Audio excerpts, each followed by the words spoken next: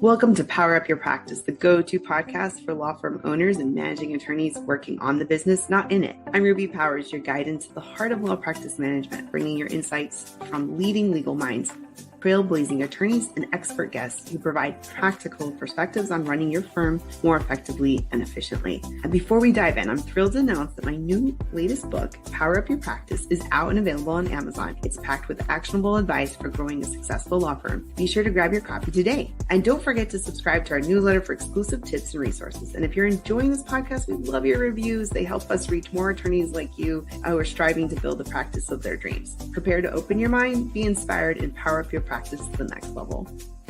Welcome, everyone. Excited to get to our next episode of Power Up Your Practice. Again, my name is Ruby Powers, your host of this ever-evolving journey of learning how to navigate law practice management.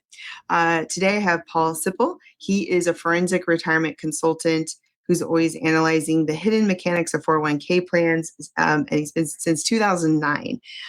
He's trying to uncover the excessive fees, the conflicts of interest, and inefficiencies, especially in small retirement plans.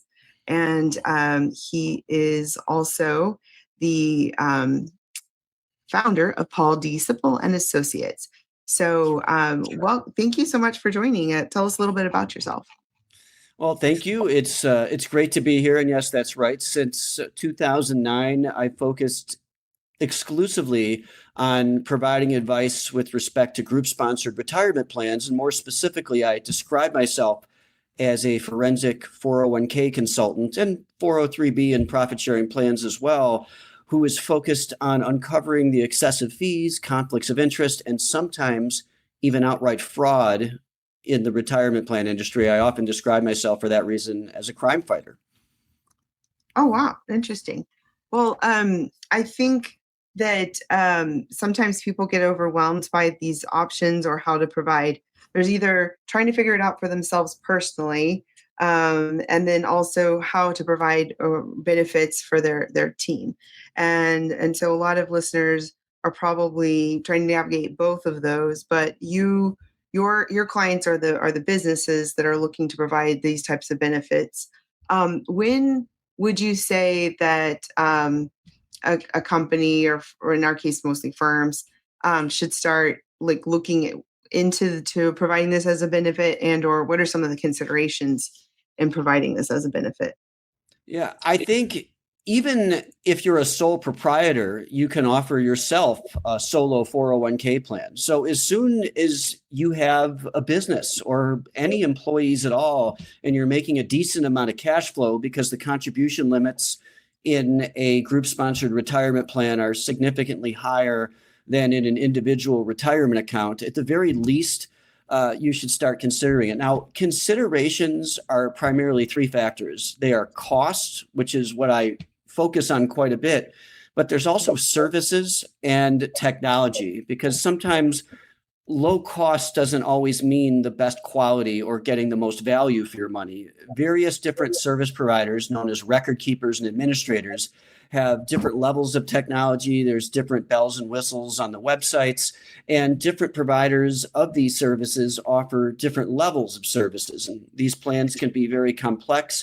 So it's also very important to get good service too, but you want to make sure that what you're paying, and this is the key point, is commensurate with the level of services being provided. And that's not always the case, and often not the case with regard to many group-sponsored retirement plans for small businesses.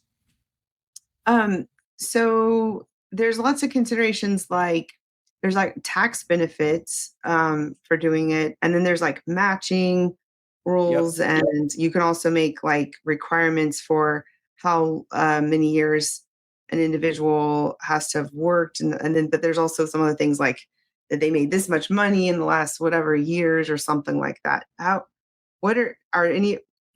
all those all made up, or are those some of those are they're you can't change those? Yeah. In terms of made up, I don't know how these rules are determined in the first place, but the rules are very real. Now, yeah, in terms of how the legislation comes about, there's not often a rhyme or reason to why these rules are what they are. And some of these rules don't particularly make sense, but the rules themselves are very real. A couple of things you're touching on is eligibility requirements. Sometimes participants can be immediately eligible.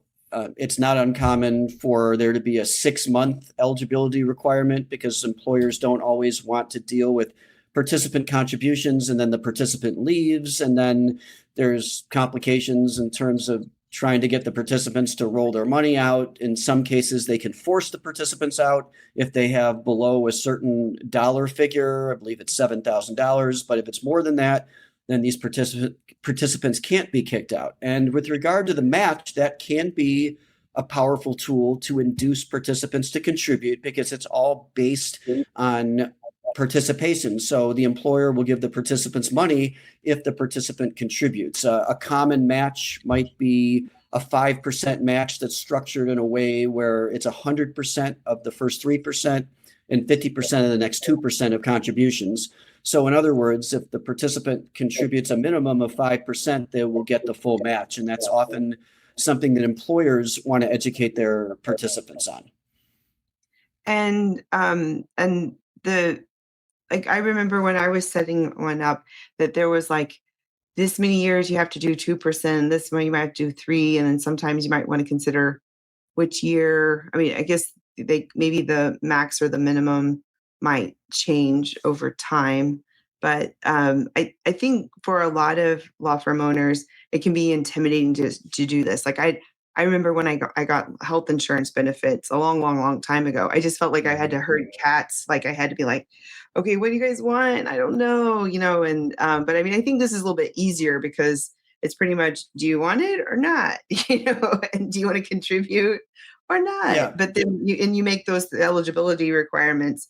So, but it's another benefit to be able to say that you provide to your employees. And then it can also be a way for people to want employees to stay, incentive to stay with the firm longer, potentially. Yes, generally a 401k plan and or a profit sharing plan, and I'll get to that too, is used as a tool to motivate, attract, and retain key and really all employees.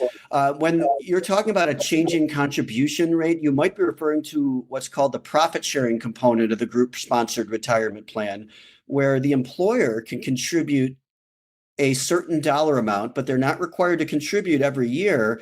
And that is regardless of whether or not the employees contribute. Sometimes there's no 401k, there's only a profit sharing component where if the employer has a good year, then they will make a contribution on behalf of the employees. And sometimes you can segregate the contribution so more of the contribution goes towards what's known as the highly compensated employees. I don't want to get too much into the weeds because you just talked about being intimidated. So if I get too technical, then that will just reinforce the idea of why this is so intimidating. And even financial advisors, I'll add, are intimidated by this, which is why the vast majority of financial advisors do not focus at all on this space, on group sponsored retirement plans. And if they do, they only handle 1 or 2 plans. So even they often don't have enough familiarity with the nuances and the complexities of these plans to properly give advice. Okay. Well, I just read a book called Work Optional, and sort of funny the timing of it because there was a really good overview of all the different plans. And like, for me, I feel like I've heard this over and over again, but it never really clicks. I feel like it's finally starting to click, like SEP and IRA and Roth and backdoor Roth. And I don't know, just it's like a little overwhelming, but what role does transparency play in a retirement plan, and how can business owners ensure that they're actually getting that? Yes, and that's a very good and a very broad question because there are so many details to retirement plans. It's hard to truly design a retirement plan that's as transparent as it could possibly be. But one of the most basic ways that anyone can make a plan more transparent is to make sure to demand from the service providers that they send an actual bill directly to the firm. And I think this is so important for multiple reasons, specifically for professional service firms, especially for law firms. A lot of this has to do with the tax benefits. Now, many people know that 401k plans have tax benefits, that when you make a contribution to a traditional 401k plan, you get a tax deduction. Not everyone even knows that, but that's a fairly well-known fact. And with the Roth portion of the 401k, which is not an IRA, some people think a Roth is an IRA. A Roth is also a 401k. It just has to do with how the money is taxed, where you're paying the taxes up front. And then when you take the money out, it's growing tax-free, and then you're not paying any taxes. But what's so important to also understand is that there are no tax deductions for service charges, record-keeping, advisory, custodial, and administration fees that are paid at the participant level. And of course, we always want as much money as possible growing inside of a retirement account because it's already tax advantaged. So all the more reason not to have additional service charges. And they are really significant, which I can explain in a bit. You do not want additional service charges coming out of a tax advantaged account. However, service charges paid at the firm level are tax deductible like they would be any other business expense. So what's especially prevalent and relevant with law firms is that most of the money is often held by the partners, the owners. And because the fees are passed on in proportion to the account balances, it's the owners, the partners, that are paying the majority of those fees unwittingly out of their own personal accounts, which I had mentioned are not tax deductible. If they're paid at the firm level, not only are the fees tax deductible, but it actually winds up costing about the same or less to the owners and doesn't cost anything to the rest of the participants. So we talked about a 401k plan being used as a tool to motivate, attract, and retain employees. Well, this takes that idea to the next level. Just having a plan really isn't enough because so many firms, or just about every firm, offers a 401k plan. But because the service charges are so impactful over time, it can be an even more valuable recruiting tool because so many other small businesses, including small law firms, are unaware that they can be offering an enhanced benefit by paying the fees on behalf of the employees instead of passing them on to the employees. So if an employee created their own type of program of a plan, then they would have to pay. So that in addition to matching and taking out funds before it's taxed, they're also not having to pay for the fees for maintenance of the plan. Yes, that's right. And those specific fees, and I described that on my website, are known as record keeping, administration, custodial, and advisory fees. And those fees really add up because they're often wrongfully based on a percentage of the total account value, which are not commensurate with the level of services provided. Now, that's not going to be that much of a factor on a startup plan, but many small firms have several $1 million in the plan. And because they don't get a bill, they don't actually see the fees coming out of the accounts. And let's say you're charging, as an advisor, 0.5% of an account worth $3 million, that's $15,000. And let's say the record keeping and administration fees are 0.5% as well, which is not an uncommon number. And let's say there's only 20 people in the plan. Well, that's $30,000 in total expenses. But a plan with only 20 people can be serviced for a much lower price than what I just quoted, because the fees ideally should be a fixed dollar fee that's not a function of the assets, but based on the number of plan participants, because that's what drives the level of services being provided. Okay. So I get what you're saying. And I mean, we're probably, from listeners, are probably having like a wide range from they don't have a program to they're and they're looking into it, to they have it and they're maybe like questioning, do they have a good program, but set up, and things to ask the administrator. What is the ABA retirement funds program? So this is I think a really interesting program that a lot of advisors don't like. And I'll back up just to kind of explain the mechanics of this program and why advisors might not like the program, but participants might. So this program is in partnership with a record keeper and administrator. I believe they're a custodian as well, called Voya. Voya is a very large retirement plan services provider. And through this program, there are several investments that are listed as default investment options. I don't remember exactly how many there are. There aren't that many. It might be like 10 to 15, maybe 20 different options. And within those options, there are record keeping, advisory, administration, and custodial fees that are built into the cost of those options. Now, it may not be as expensive as other programs, but I really don't like when fees are embedded within the options because you can't see them and you can't really see if different funds have different record keeping and administration fees built into them. And you don't really know whether or not that's a good deal unless you have everything broken out. However, there is a second option within the program, an optional feature called a self-directed brokerage account. And this is especially important to understand because not only does that brokerage account open up the entire universe of investments to all participants, which, yes, it can be intimidating to have to choose from more, and more is not always better, but more can be a very good thing when you have the ability to pick the lowest cost funds available, such as the S&P 500 or a certain type of exchange traded fund. And there's normally an annual fee associated with that brokerage account, anywhere from $50 to $400 per participant per year, which can be cost prohibitive. But more recently, that fee was waived and participants have zero ongoing fees except for, I believe, like an $8 fee for transactions for certain funds sometimes.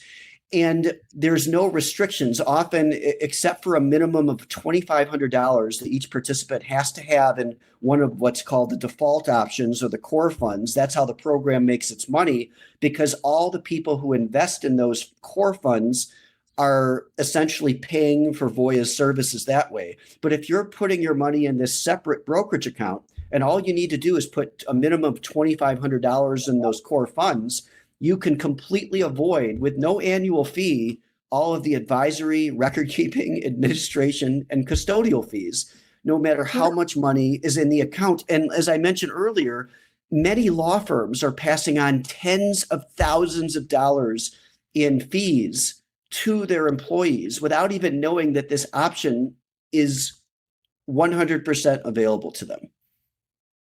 Wow. That's I do a lot of stuff with ABA. I didn't even know that it existed. Oh wow. Okay. Well, that's really good to know. I'm glad we're getting a shout out to that program, and we'll put the link to the notes about that. Sure.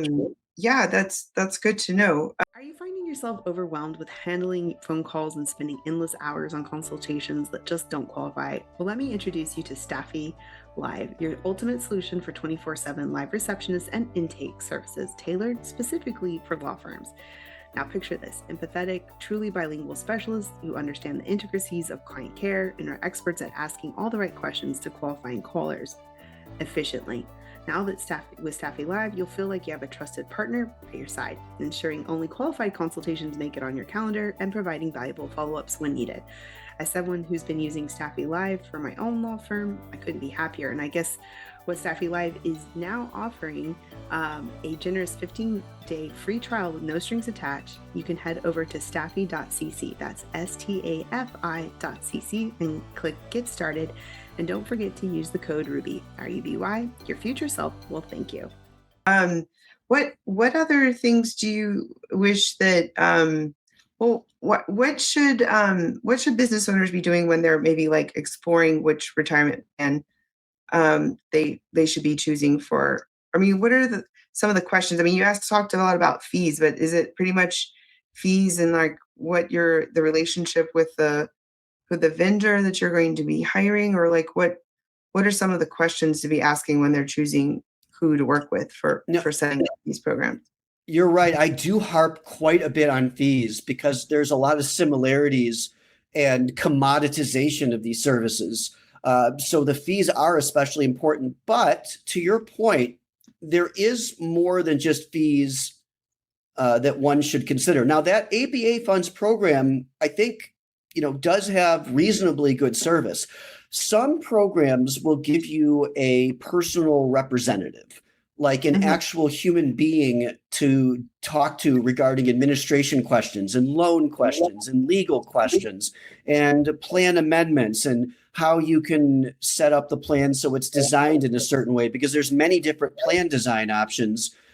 There's rules like discrimination testing that get a little bit complicated. And the theory behind these rules is that you can't have too many of the highly compensated employees contributing disproportionately more than the non-highly compensated employees. Otherwise, the highly compensated employees can't max out their contributions and they'll get redemption checks. And there's all sorts of ways that you can design your plan to get around these rules. So you always want to work with providers who are knowledgeable enough where you feel like you're not only going to get good information from them and they won't make mistakes. And that's a challenge because a lot of them do make mistakes. And I'm still struggling with finding a service provider that I think has good value and good service. But sometimes you have an 800 number to call and you don't get a personal rep. And I do think it does help from a service standpoint to be assigned a personal representative as opposed to going to an 800 number. However, sometimes that personal representative leaves and there's turnover. So there's other considerations as well. And sometimes that personal representative isn't that experienced. So you want to ask, will I get a personal representative? How much turnover do you have amongst your employees and amongst your clients? Because that will inform you as to, how good the service potentially could be. But even the best service providers, sometimes, there's still problems. And you should ask for a website demo as the employer so you could see how easy it is to upload contributions, to deal with payroll issues. Will I get notified if participants change their contributions? How easy is the website to navigate through, both at the employer level and at the employee level? There is one provider that wouldn't even allow participants to make contributions with dollar amounts, like $50 a pay period. They had to choose a percentage. And this was a client I had. We had to change providers because of the nature of how the employees got paid. It was a lot easier for them to make dollar-based contributions. So it's little nuances like that you have to consider, because sometimes there's minor restrictions. Also, there's restrictions on investments. Sometimes you have to have a certain amount of proprietary funds. And what that means is that a record keeper might also be a mutual fund company, and they might force you to either have a certain amount of money invested in their funds or offer a certain number of plan options. Even if you don't have to be invested in their funds, you still have to offer a certain number of the funds of the mutual fund company. But other providers have what's called complete open architecture platforms with no restrictions on the funds. And that's why I really like that brokerage account option, because it allows participants to, you might say, escape any sort of fees or restrictions that they otherwise might be subjected to. Okay. Well, what are some things you wish more law firm owners knew about protecting their retirement assets from external threats or even internal mismanagement? I wish that all law firm owners and participants, so owners can be the decision makers for the plan, but it could also mean owners as partners that are not involved with the plan. And I'll try to answer both of those questions. I really wish they truly understood how service providers get paid. One of the basic misconceptions, especially as a financial advisor that's acting as a broker, is that the mutual funds are paying the broker and that nobody has to pay anything. When I first started my career, I would make cold calls to business owners as a result of looking up companies' tax forms, 401k plan tax forms online, known as Form 5500, which, by the way, anybody can look these plans up. You can go on freearisa.com or the Department of Labor's website. I believe it's EBSA. .dol.gov or dol.ebsa.gov, or just Google DOL 5500 search, and you can actually see the entire tax form. You can see the commission payments, you can see the participants, the assets, the contributions. It's all a matter of public record. But when I would call these business owners, they would tell me either my friend handles that and or I don't pay anything. The reason they don't pay anything is because they don't get a bill, not even to reflect the fees paid by the participants. So my long-winded answer is I wish people understood not only the mechanics of these plans in terms of how a record keeper, administrator, custodian, and advisor gets paid, which is namely fees that are deducted from participants' accounts, but what drives those payments. And what drives those payments is the amount of time being spent. And that's primarily driven by the number of meetings they do and the number of participants in the plan. It's not driven by the assets. So if one plan has 10 participants with 1 million and another plan has 10 participants with 4 million, and there's lots of plans that fit those descriptions, I can promise you, everything else being equal, the $4 million plan does not require any additional work. Well, I think that's a really good key takeaway of like just getting to go to the hidden numbers of where people, the companies or the firms are being charged and where all the fees are going, and and asking to get a detailed itemized bill to be able to see that and to make better decisions and to know what options there are. And I think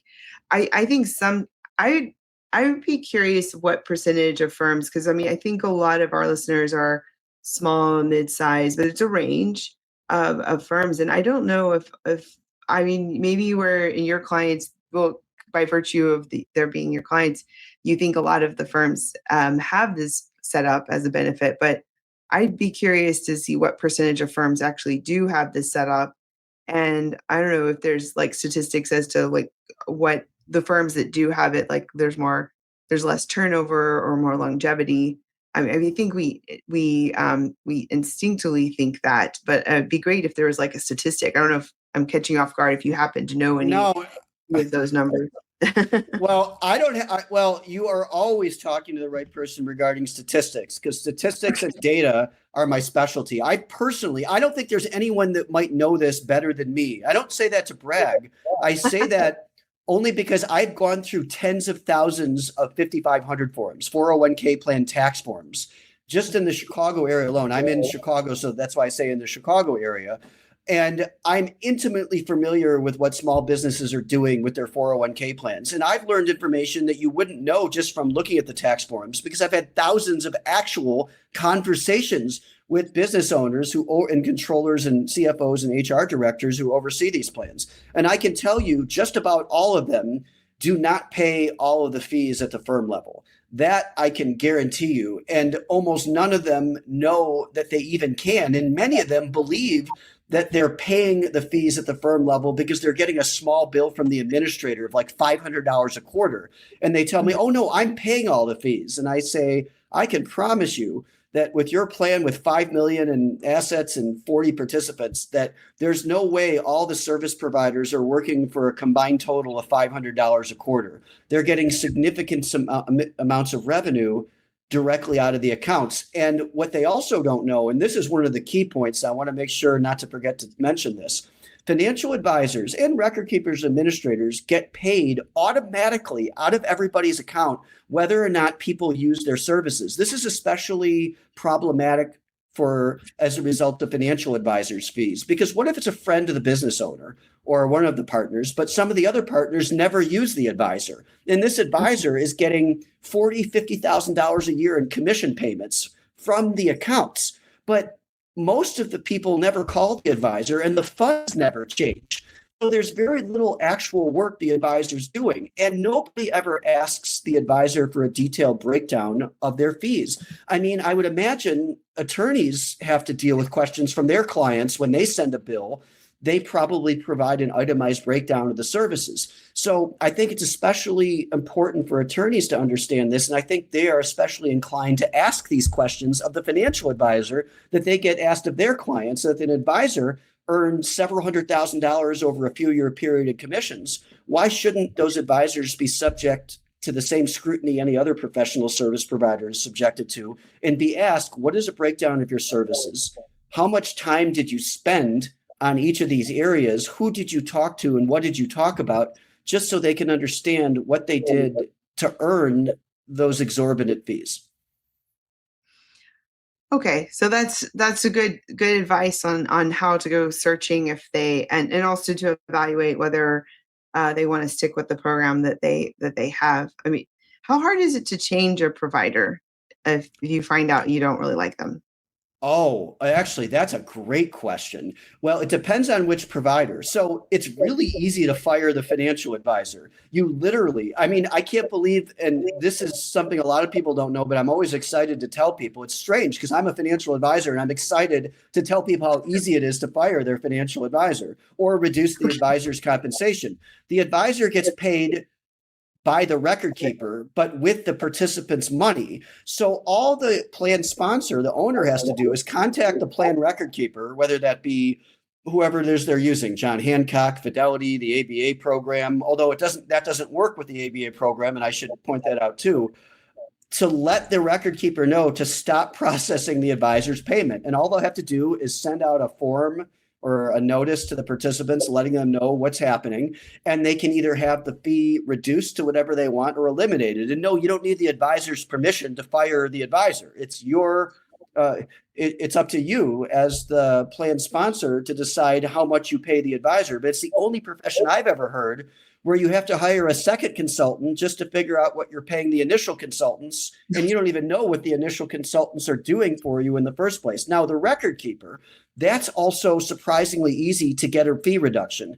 We all know that we can call our internet service provider to see if they're offering another good deal, and we might save $20 to $40 a month, which we can understand and feel. I get excited when I do that. I save money on my phone bill and reduce my charges by half.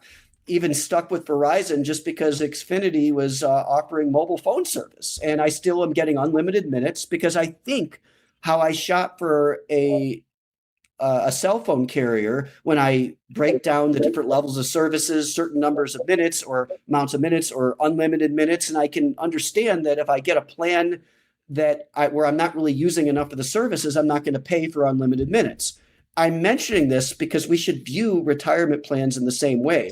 If the record keeper service charges have continued to increase as a result of their asset-based fees, any business owner can simply ask the record keeper for a reduction in the percentage. And 99% of the time, the record keeper is going to give them a reduction. It may not be a huge reduction, but it's going to amount to thousands of dollars just by asking. But you never know to reduce something that you never saw because you didn't get a bill. Now, changing the record keeper and the custodian and the administrator, which is often the same party as the record keeper, but not always, is a little bit more time intensive because then you're actually changing who's keeping the records, you're moving the money, and that can take up to 4 months. But if you don't want to make the change and you want to add a few more funds, you can simply contact the record keeper and ask what funds are available. You can ask the record keeper for a fee reduction, and you can simply reduce or eliminate the financial advisor's fee really without making any service provider changes, but you'll still save so much money, but with very little work.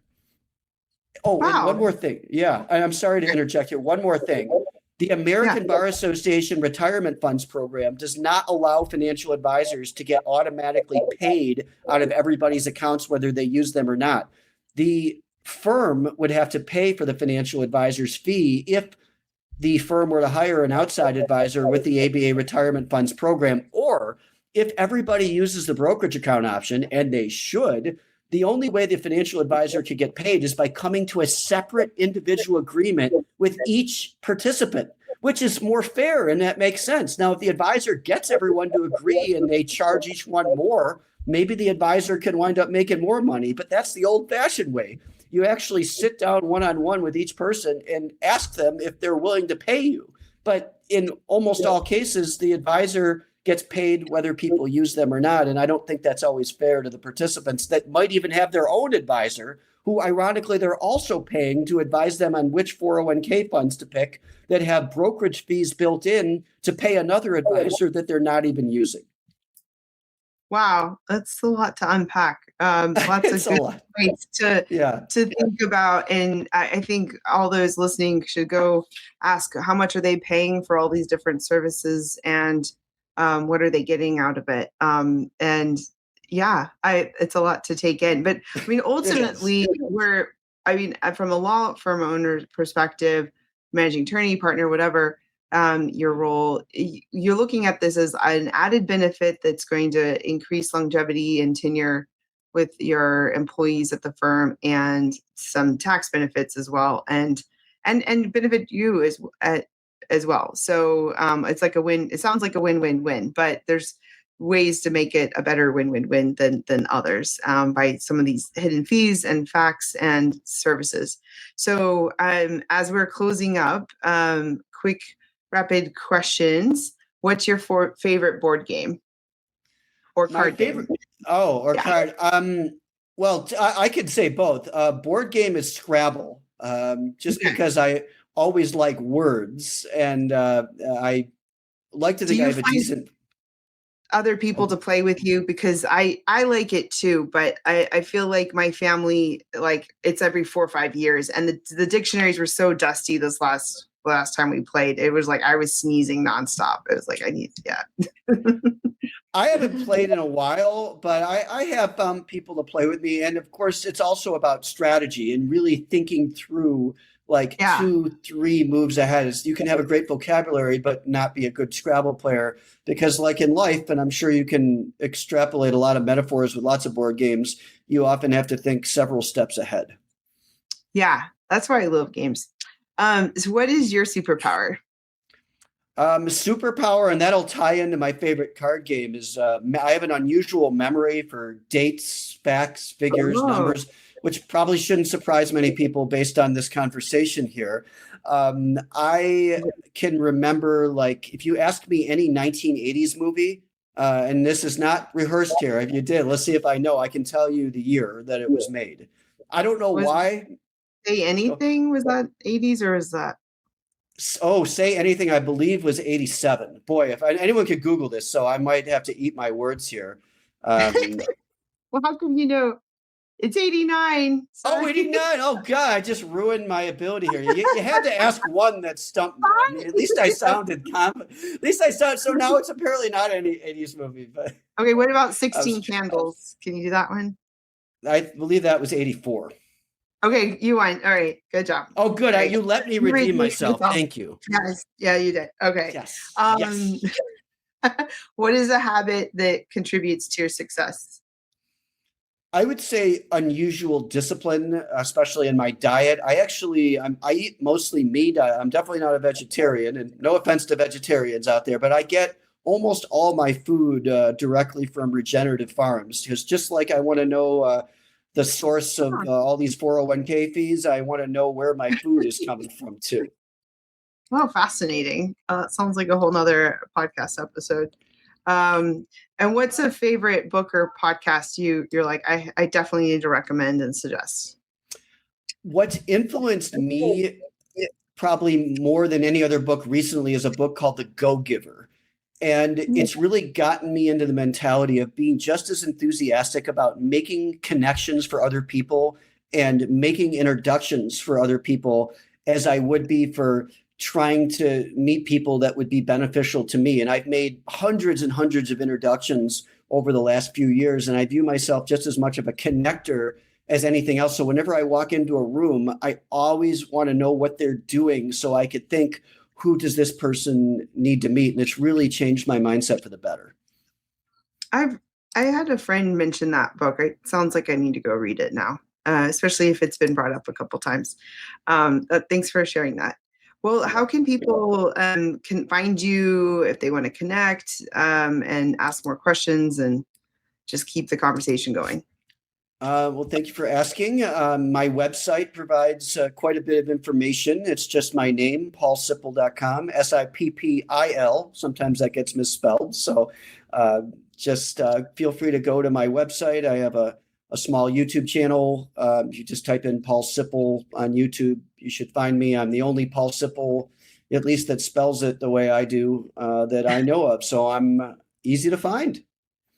Okay, well, awesome. Well, thanks for this interesting conversation. I think it can really save a lot of business law firm owner decision makers a lot of headache and money, and help provide better benefits to their team. And so we'll definitely have to reach out to you if people have questions. And everyone, thanks for joining us. We've got a lot of cool things going on. The book, Power Up Your Practice, is available on ebook now on Amazon. We've got some conferences coming up for the summer and the fall. and some courses will be coming out shortly. Thanks everyone who joined, and we'll see you next time. Thank you for tuning in to the Power Up Your Practice Law Practice Management podcast. I'm your host, Ruby Powers, and it's been a pleasure sharing this time with you. If you've enjoyed this episode, please take a moment to leave us a review, tell someone else about us, and we'd love to get this podcast shared with others to reach more listeners like you. Don't forget to subscribe to our newsletter for exclusive content, tips, and updates straight to your inbox. And exciting news, our book, The Power Up Your Practice, is out and available on Amazon. It's packed with strategies, 25 chapters, to help you elevate your practice and achieve your goals. So join us next week as we dive into more advice and insight on law practice management. We'll see you next time.